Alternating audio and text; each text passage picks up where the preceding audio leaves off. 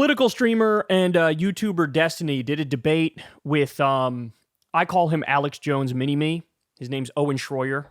As I pointed out previously, I believe he's caught a couple cases since he's been involved with InfoWars and Alex Jones. Perhaps unsurprising, given the nature of what they do. But this was hosted, I think I saw it on the Modern Day Debates YouTube channel. It says Uncensored America here in the background. I don't know if those are different things or whatever, but they have this debate. The debate is very general, like Kamala versus Trump type stuff. But in the midst of this debate, Destiny delivers this guy an absolute beatdown. Just a ruthless beatdown. So go watch the whole thing. I'll say that up front. But I got some clips here that we can go through. So let's start with this one here. Did Donald Trump leave the White House? After a failed insurrection, yes. A failed insurrection. Who ran the insurrection? Donald Trump and the Proud Boys and the Oath Keepers and everybody that broke into the Capitol and delayed the certification of the vote. Do you really believe that? Was the vote certification delayed? What is an insurrection? Wait, was the vote was the vote certification delayed on January 6th? No, it went through. They certified. Did Trump? Hold on. I'm so sorry. I don't know who you're answering right now. Was the vote certification delayed? Was Congress called out of session on January 6th? Yes, I think for a couple hours. For several hours. So by the end of the day, why were they called out of session? By the way, when they were out of session, because MAGA cultists and rioters were trying to delay it, Trump and his team were making phone calls to senators and congresspeople and saying, hey, we want you to still not certify the election. So in case there's any, misunderstanding as to what the purpose was of January 6th and the fake elector slate and the speech Trump gave before he said march to the Capitol, that was the idea. Don't certify. What word would we use for that when we're describing a sitting president denying the results of the election and saying don't certify, even though he already exhausted every single legal avenue? What word would you use for that? So by the end of the day, you see how we can't live in reality? You see how this doesn't work? The country doesn't function when you have people if you want that to go refuse back and call this an insurrection. The craziest thing is it's all on video. We've seen all of this. So none of this is a mystery. Tell me what an insurrection is. Just define it for me.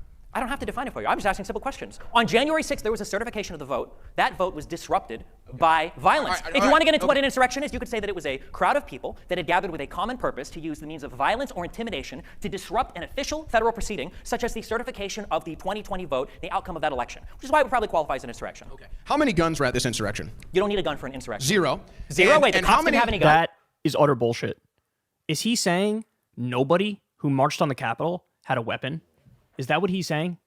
That is absolutely untrue. We know that's untrue. In fact, there was a moment where Trump, when he was given his speech, he said, don't let them go through, what's it called, like the metal detector machines that determine whether or not you have weapons on you. I forget the name of it. But he was like, they don't need to go through that because they're not here to hurt me. This is what he said. So this idea that they don't have weapons, first of all, plenty of them had weapons. Second of all, even if they didn't, their intention was still clear, right? Oh, the cops had a gun. That's right. They killed an innocent person. So what you just said was wrong. That's right. They killed an innocent person. With a slingshot? What do you mean there were zero guns at the insurrection? So, okay, so the government had the guns. So that's good. So that's what happens when only the government has the guns. Just to be clear here, none of the people on the grounds of the Capitol had any firearms on them? No, not a single one. Really? Even though the Secret Service said 80% of the people that were at the ellipse just an hour earlier listening to Trump's speech didn't go through the magnometers because they saw people in the crowd that had... Magnometers? That's such a weird word. Anyway, let's continue. Go through the magnometers because they saw people in the crowd that had firearms they didn't want to go through that all marched to the Capitol building. What, did they drop their gun off at a hotel? Did they give it to a friendly police officer? Did they find a fellow DC BLM guy to hold onto their rifles? Not a single gun was ever recovered or on record at the January 6th insurrection. Oh, recovered. And what type of an insurrection? Pipe bombs were found what type of that's a great question, actually. They literally had like gallows and a noose, and they were chanting "Hang Mike Pence." Is this idiot trying to make us, bro? It was like everything's fine. What's the problem, bro? What, you can't get together with a noose and some gallows and chant "Hang Mike Pence" and then illegally storm the Capitol and break windows and assault officers and stuff, bro? Why are you guys being like this? It's totally fine. Nothing bad happened here. Guys, remember, in the moment, I remember the reaction from the right. The same people would make contradictory arguments. They'd be like, oh, this is Antifa violence, and it's horrible, and it's condemnable. And they're trying to make the right look bad, but it's Antifa doing all these terrible things. They'd say that out of one side of their mouth. And then in the same week, out the next side of their mouth, they'd be like, okay, no, it was us, but it was based, and it was necessary to do because the election was stolen. It's like, can't take you seriously when you're just coming up with contradictory arguments and throwing mud against the wall and hoping that something sticks. All right, but we got more. Let's do this one here. So in the history of the United States, there have been multiple times where a party rejects the results of an election. And all 3 times prior to 2020, it was the Democrat Party. Really? Let's walk through those. Let's walk through those. Do you want to go over when it happened in 1960 in Hawaii, when the only reason why they submitted 2 different slates of electors, which were both authorized by the state legislatures, because there needed to be a recount. You want to use that one, or do you want to go back to Ulysses S. Grant, the one that happened prior to the ECA even being passed? Right? Where the whole reason why that law was passed was because it was such a clusterfuck of an election. Which one do you want to go to? Do you want to go to Gore, where Gore he gave up that election as soon as he lost to the Supreme Court, where there wasn't even a delay in the electors voting in Florida, let alone a January 6th certification? The problem is you don't know anything. You have no facts for any of this. And the strongest facts that you can attest to, you no longer can because you're scared of being sued again for defamation. So obviously, you're just going to sit here and ramble on some crazy shit. That's why you won't admit that 1776 was obviously an insurrection. That's why you were cheering it on outside and you thought you were going to be the winners of that insurrection instead of the losers. And it's why you won't admit now to obvious facts that are right in front of our face. Damn. By the way, when people try to make comparisons to other times when elections were questioned, it's total bullshit. Because we know internally, their own emails and text messages to each other, Trump and his team, they started using the term. It was no longer alternate slates of electors. They started saying fake slates of electors and fraudulent slates of electors. Their words, not mine. And the reason they use that term is because they realized, okay, the various secretaries of state and governors have said the process is closed. We already got our answer. Joe Biden won. And so there's no more open question. If you want to have an alternate slate of electors when there's a recount and you're trying to figure out who won, but we don't know, that's one thing, right? That's pre-certification from the secretaries of states and the governors.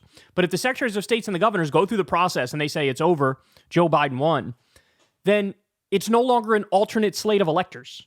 Right? It becomes a fraudulent or fake slate of electors. And again, that's how they referred to it internally. They called it an illegal vote counting scheme. By the way, don't take my word for it. All you have to do is go back and read the original Jack Smith indictment, and he lays this all out crystal clear. They knew what they were doing was illegal and was wrong. Trump knew he lost the election. There were multiple moments where he basically gives the game away and accidentally tells the truth. Like, he told somebody, I think it was Mike Pence, he goes, when Mike says he's not going to overthrow the election or not going to delay certification, he goes, oh, Mike, you're too honest. Calling him honest implies he knows he's telling the truth and Trump wants Pence to lie for him, right? That's just one example. There's a bunch of examples that give the game away where it's like, oh, he lost. He knows he's lost. And he's just trying anything and everything he can to steal the election. All right, now I got one more for you here. This one's not on January 6th, but is a good one nonetheless. Here we go. First of all, what cities are so expensive to live in? Democrat-run cities. When those cities are expensive, do you acknowledge that those cities produce more economic output for the country than all the red cities?